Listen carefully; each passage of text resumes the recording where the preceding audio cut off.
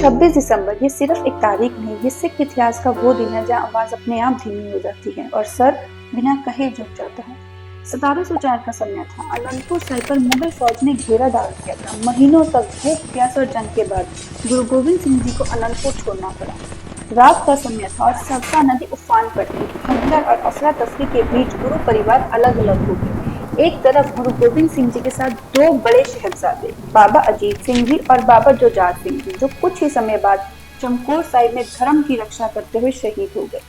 और दूसरी तरफ माता गुजरी जी, गुरु तेग बहादुर साहिब जी की पत्नी और 10वें पातशाह गुरु गोविंद सिंह जी की माता, उनके साथ उनके दो छोटे पोते बाबा जोजावर सिंह जी सिर्फ 9 साल के और बाबा फतेह सिंह जी केवल 7 साल के, जो सरहिंद की तरफ बढ़ गए। ठंड थी, भूख थी और सहारा कोई नहीं। रास्ते में उन्हें एक पुराना पहचान वाला मिला, गंगू, जिस पर उन्होंने भरोसा किया।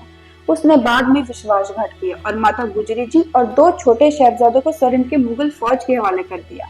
फिर क्या, उन्होंने उन्हें सरहिंद के ठंडे बुर्ज में कैद कर दिया। ठंडी हवा, भूख, प्यास और चारों तरफ पहरेदार। इसी सरहिंद शहर में एक सेवादार रहते थे, बाबा मोतीराम। जब उन्हें पता चला कि माता गुजरी जी और नन्हे शहजादों ने कुछ खाया पिया नहीं है, तो उन्होंने ज्यादा सोचा नहीं कि इसका अंजाम क्या होगा। रात के समय में अपने घर से गर्म दूध लिया और चुपचाप ठंडे बुर्ज पहुंच गए। ये सिर्फ दूध नहीं थी, ये सेवा थी, श्रद्धा थी, इंसानियत थी। उस वक्त किसी ने नहीं सोचा था कि ये दूध एक दिन इतिहास में सबसे महंगे दूध के नाम से जाना जाएगा। 26 दिसंबर की कहानी अभी खत्म नहीं हुई थी, अभी तो वो और गहरी होने वाली थी। उस रात सरहिंद के ठंडे बुर्ज में सिर्फ दूध नहीं पहुंचाया गया, एक इम्तिहान शुरू हो चुका था। ठंडे बुर्ज में सर्दी और भूख नन्हे शरीरों को तोड़ने के लिए थी, पर वो झुके नहीं। उस कष्ट के बाद छोटे शहजादों को नवाब वजीर खान के दरबार में पेश किया गया। दरबार भरा हुआ था और सामने खड़े थे 2 नन्हे बच्चे। उनसे कहा गया, अपना धर्म छोड़ दो, इस्लाम कबूल कर लो, दौलत मिलेगी, इज्जत मिलेगी और जिंदगी भी। सिर्फ 7 साल के बाबा फतेह सिंह जी और 9 साल के बाबा जोजावर सिंह जी, पर उनका हौसला दरबार से बड़ा था। उनका जवाब बिना घबराहट के सीधा था कि हम अपना धर्म नहीं छोड़ेंगे। ये सिर्फ जवाब नहीं था, ये उनकी परवरिश का सच था। ये वही धर्म था जिसके लिए उनके पिता गुरु गोविंद सिंह जी ने अपना पूरा जीवन न्यौछावर कर दिया था।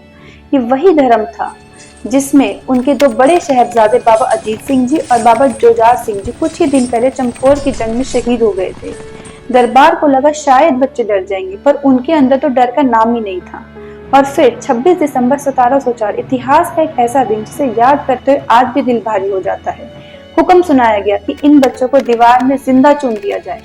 दीवार धीरे धीरे उठती रही, पहले घुटनों तक, फिर सीने तक और आखिरी गर्दन तक। पर ना कोई रोना, ना चीख, ना शिकायत, सिर्फ और सिर्फ शांति, विश्वास और वाहिगुरु का नाम। उसी वक्त ठंडे बुर्ज में बंद माता गुजरी जी, जो एक माँ थी, एक दादी थी और एक महान सिख थी, जब उन्हें अपने दोनों पोतों की शहीदी के बारे में पता चला, वाहिगुरु का सिमरन करते हुए उन्होंने अपनी अंतिम सांसें ली। इस तरह एक ही दिन में 2 नन्हे शहजादे और माता गुजरी जी अमर हो गए। इसलिए 26 दिसंबर सिर्फ एक तारीख नहीं, ये शहीदी दिवस है, एक याद की सच के लिए खड़े रहने की कोई उम्र नहीं होती। और हाँ, अब शहीदी के बाद भी सरहिंद की कहानी पूरी नहीं हुई थी। 26 दिसंबर 1704 के बाद सरहिंद के आसपास एक अजीब सा सन्नाटा था। जुल्म हो चुके थे और उसके बाद जो रह जाता है वो अक्सर और ज्यादा कठोर होता है। छोटे शहजादे और माता गुजरी जी के शरीर शहर के बाहर पड़े रहे। किसी को अंतिम संस्कार की अनुमति नहीं थी। वहां पर डर का माहौल था, जो नजर उठाता वो भी दोषी बना दिया जाता था, और इसीलिए पूरा शहर चुप था। उस खामोशी के बीच एक कदम आगे बढ़ा सेठ टोडरमल जी। ना कोई फौज उनके साथ थी, ना कोई शक्ति, सिर्फ एक सोच कि जिन्होंने धर्म के लिए अपनी जान दे दी, उन्हें अंतिम विदाई मर्यादा और सम्मान के साथ मिलनी चाहिए। टोडरमल जी ने अधिकारियों से कहा, मैं अंतिम संस्कार करना चाहता हूँ।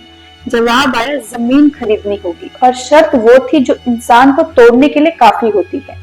जितनी जमीन चाहिए उतनी जमीन पर सोना बिछाकर खरीद लो।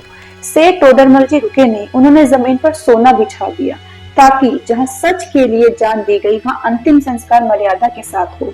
उस दिन सरहद की मिट्टी ने देखा कि कभी कभी अंतिम संस्कार भी बलिदान बन जाता है, और जब ऐसा होता है तो समझ लेना चाहिए जुल्म अभी और जान लेगा।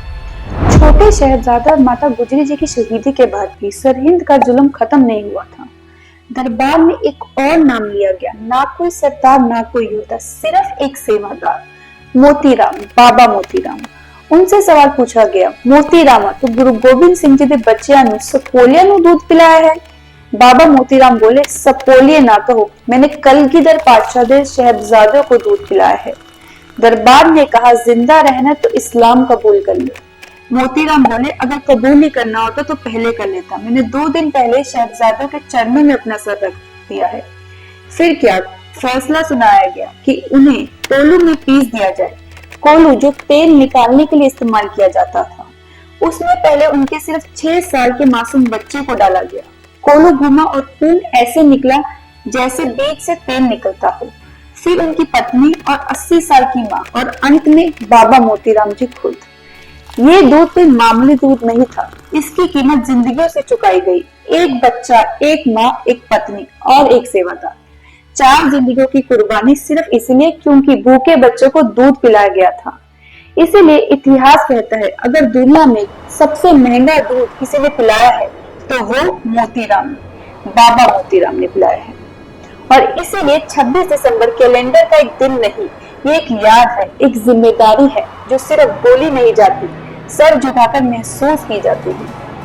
अगर आपको ये वीडियो इंफॉर्मेटिव लगी हो तो do like, share and subscribe to my YouTube channel and comment में जरूर बताएं नेक्स्ट वीडियो किस टॉपिक पे देखना चाहेंगे। Thank you.